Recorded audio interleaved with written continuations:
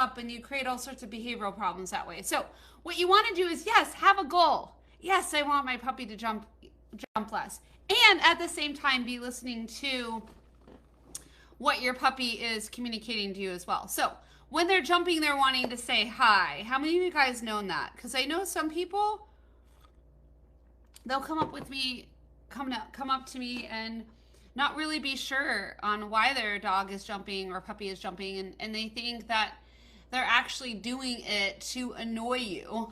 I want you to understand that when two puppies or dogs play together, they are jumping on each other. That is how they greet each other. That is how they say hi. So think of it as a compliment. It's actually a compliment when your puppy is jumping on you. They're saying, I love you and I want to interact with you. So get rid of any negative stories you have about it. Throw it in the trash. And then bring in the fact that they love you. Isn't that nice? Oh, that feels so good that they love you. So then what do you do about it? Well, first of all, turning your back is a great idea. Turning your back, and then when we're just dealing with the concrete behavior, and then being a tree. So you're literally standing up and turning your back like this towards your dog. So your dog's back here. You're turning your back in your tree. You're not giving eye contact. You're not looking at your dog. Okay? And you're waiting. And you might wait a while, or you might just wait a few seconds. What are you waiting for? You're waiting for good behavior. What can that good behavior be? Generally, I like to reward a sit because the puppy is less likely to jump from a sit. So I'd click and treat the sit. Now, your puppy may down instead. Then click and treat a down.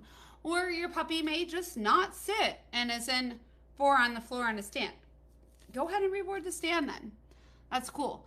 And then eventually you could progress to the sit if you want. Now, again, that's really just focusing on the behavior, right? So the need is for attention. So a lot of times. So then you want to make sure that you're rewarding the good behavior. I can't tell you how many times I've heard people go, I've turned my back and my puppy still is jumping on me. Okay, think of it like this. My child is yelling and I turn my back and I ignore them every time they're yelling. Okay, now my child is yelling more and louder because I'm not ever giving them attention when they need it the most, right? So you want to make sure that when there's that sit, that you're giving that attention, you're nurturing that relationship.